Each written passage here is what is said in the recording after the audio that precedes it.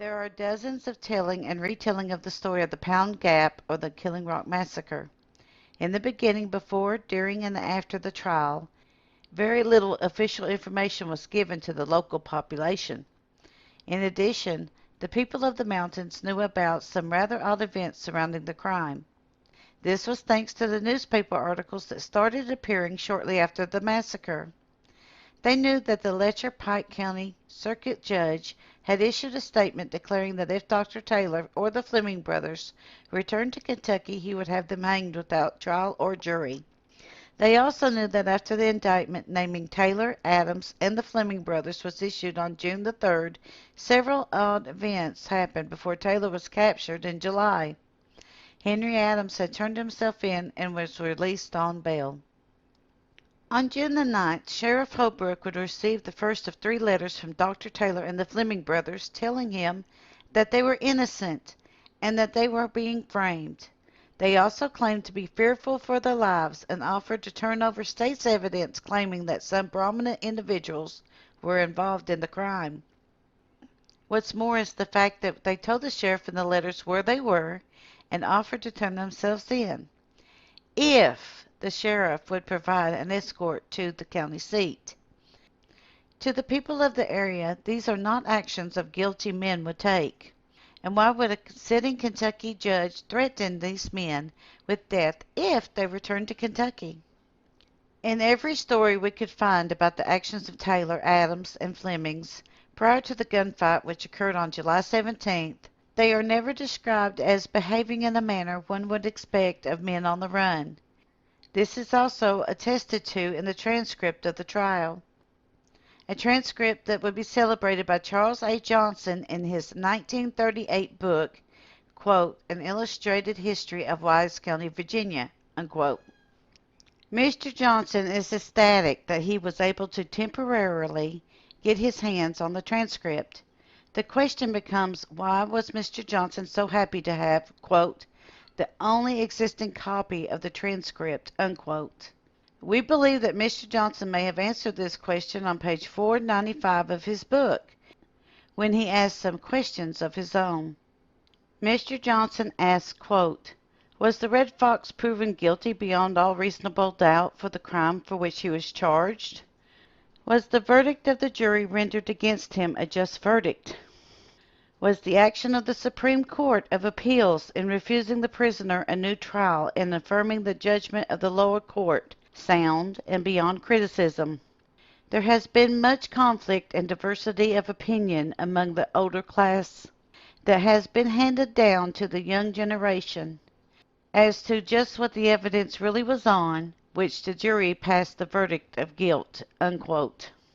From these questions, we think that in 1938, Charles Johnson was just as frustrated with the conflicting stories and the inaccurate information in them as we were when we first started researching the Killing Rock Massacre in 2012.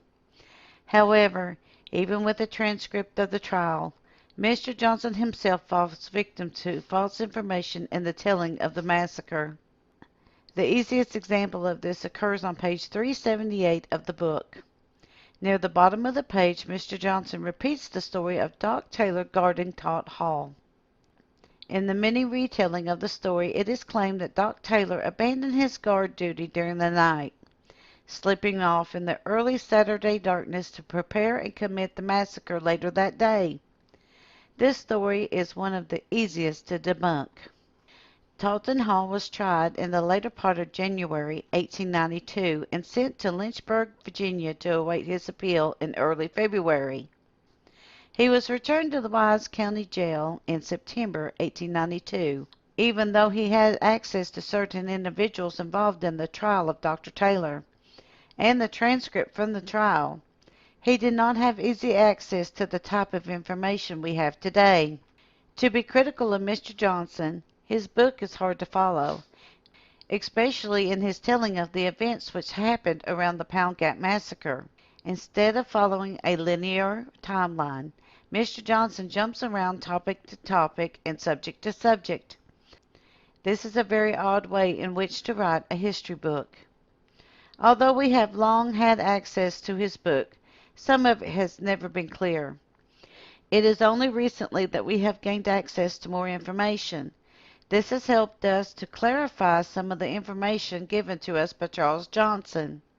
This raises some questions about the information that Mr. Johnson gives us, or more to the point, the information given to him in his research for his book. He informs us that a couple of judges and other court officials involved in the case were still alive and interviewed. He laments that none of the lawyers for the defense or other individuals involved in the case were alive and available for interviews as well.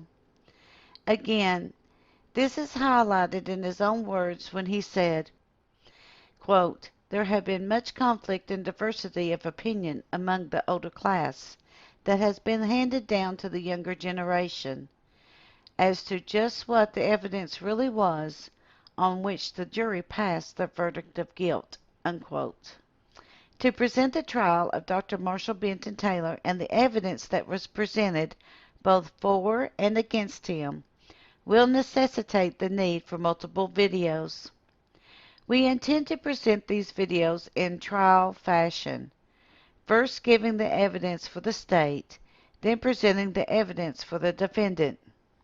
However, we must inform you that part of the telling will indeed be fiction. This is because, as Mr. Johnson informs us, at the time of the trial the court reporter recorded everything using shorthand. The custom was to only record the answers given by the witness. This poses a problem not only for us, but for anyone reading the transcript. Each answer ends and is separated from the next with a semicolon. The reader is left with the task of imagining what the question was that caused the answer. Without knowing or understanding this simple fact, some statements from the witnesses seem to combine with the next or previous statement. This can lead to confusion on the part of the reader. To elevate some confusion, we will try to fill in the questions. This transcript covers 23 pages in Charles Johnson's book. For time, some of the witness testimony we will present will be abbreviated. This includes topics such as establishing the identity of the witness, where they lived, and other information. However, with some witnesses such as J. Mullins and Matt and Sarah Blevins, we will present the entire testimony. These videos will probably have the testimony of a single witness. On a final note, we think it is important to inform you that this transcript was later typewritten by a court clerk before being sent to the Court of Appeals. We have discovered that it contains some inaccurate information that we will discuss when we encounter them. We have also discovered in this book that a writ of 12 exceptions were supposed to be compiled by the clerk's office and sent to the appellate court.